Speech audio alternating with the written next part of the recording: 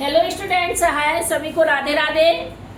मैं डॉक्टर सुनीता गुप्ता आज आपको कक्षा 10 विज्ञान पाठ 3 धातु व अधातु में अगला टॉपिक पढ़ाने जा रही हूँ। आयनिक यौगिक। आयनिक यौगिक किसे कहते हैं और इसके भौतिक गुण क्या होते हैं।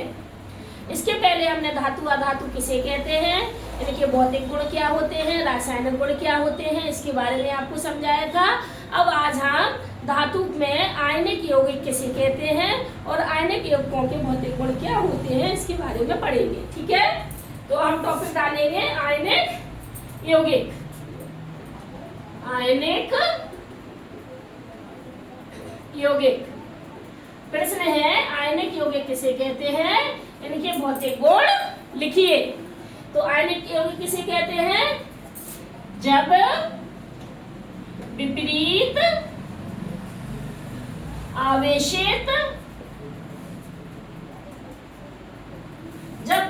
आवेशित आयन क्या होते हैं, आवेशित आयन एक दूसरे को आकर्षित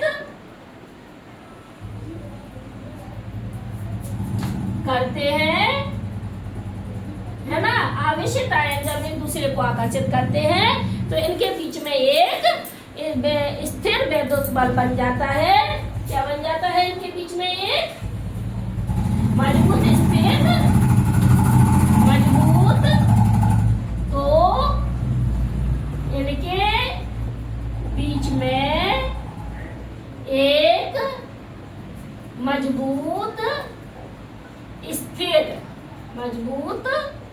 स्थिर वैद्युत बल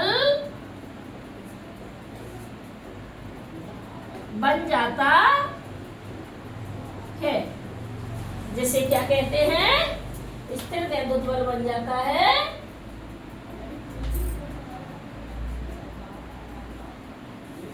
जिसे आयनिक यौगिक कहते हैं। आया समझ में आयनिक यौगिक के बारे में। जैसे कि हम सपोज करिएगा, यहाँ पर हम क्या करेंगे, आयनिक यौगिक के लिए एक जाल लेंगे, इस जाल में ग्रेफाइट की छड़ें डाल देंगे, इसमें एक लवण भर देंगे, कोई सा भी लवण ले लीजिए, सोडियम क्लोराइड है, पोटेशियम क्लोराइड है, कोई सा भी एक लवण ले लीजिए, भर देंगे, है ना। एक जाल लेंगे और जाल में हमने यहाँ पे लवण भर दिया, लवण में ग्रेफाइट डाल दिया, ग्रेफाइट की छड़ें डाल दी, इस छड़ में यहाँ पे हम तार लगा देंगे और इस तार में हम क्या करेंगे, इधर पर एक साइड लगा देंगे यहाँ पर स्विच, एक साइड लगा देंगे यहाँ पर बैटरी, क्या लगा देंगे, बैटरी, और यहाँ पे इन दोनों को मिला के जला देंगे एक बल्ब। तो ये बल्ब ग्लो करेगा, है ना। तो इनके बीच में क्या बन गया, एक आयनिक यौगिक बन गया। ये कहलाता है वैद्युत स्थिर बल। स्थिर वैद्युत बल, इनके बीच में एक स्थिर वैद्युत बल बन जाएगा जिसके द्वारा बल्ब क्या होगा, जल जाएगा। इसे कहते हैं बैटरी। ये कहलाती है की स्विच और ये है तार, ठीक है। और ये बन गया यहाँ पर आयनिक यौगिक, है ना, स्थिर वैद्युत बल बन जाता है। अब हम देखेंगे आयनिक यौगिकों के भौतिक गुण। आयनिक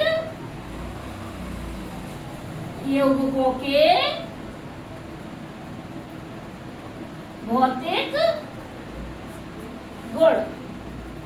तो सबसे पहले हम आयनिक यौगिक की क्या देखेंगे, भौतिक गुण में भौतिक प्रकृति देखेंगे।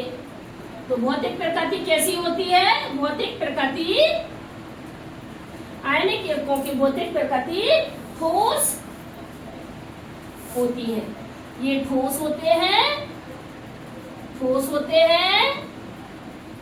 है ना।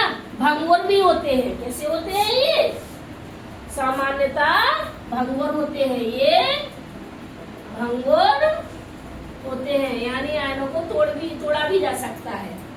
दूसरा हम देखेंगे इसमें गलनांक व क्वथनांक। गलनांक व क्वथनांक तो आयनिक युग्मों का गलनांक क्वथनांक हमेशा उच्च होता है। आयनिक युग्मों का गलनांक क्वथनांक बहुत अधिक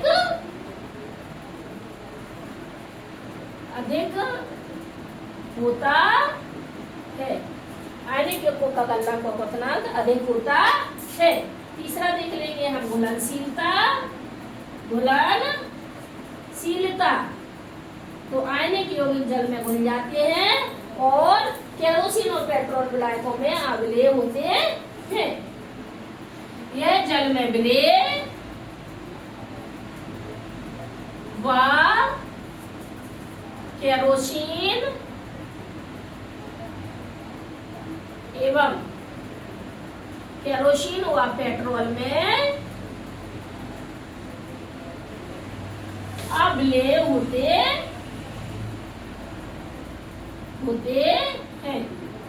है ना। तो आयनिक यौगिक जल में घुलनशील होते हैं, केरोसिन और पेट्रोल में अघुलनशील होते हैं। अगला देखेंगे विद्युत चालकता। तो आयनिक यौगिक जो होते हैं जलीय विलयन में विद्युत चालकता को प्रदर्शित करते हैं, विद्युत का चालन करते हैं। आयनिक यौगिक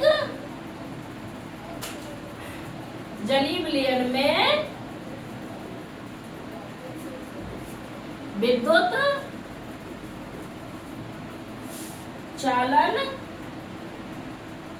चालकता प्रदर्शित करते हैं,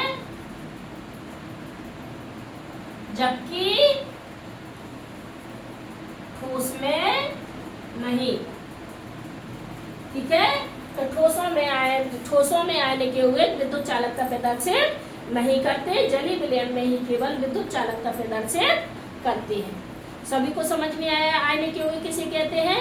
जब विपरीत आयन वाले यौगिक आपस में एक दूसरे से मिल जाते हैं तो उनके बीच में एक मजबूत स्थिर वैद्युत बल बन जाता है, जिसे आयनिक यौगिक कहते हैं। आयनिक यौगिक के 4 गुण होते हैं: भौतिक गुण, गलनांक, क्वथनांक, घुलनशीलता और विद्युत चालकता। भौतिक प्रकृति में ठोस होते हैं और भंगुर भी होते हैं। गलनांक क्वथनांक बहुत अधिक होता है ना। इनका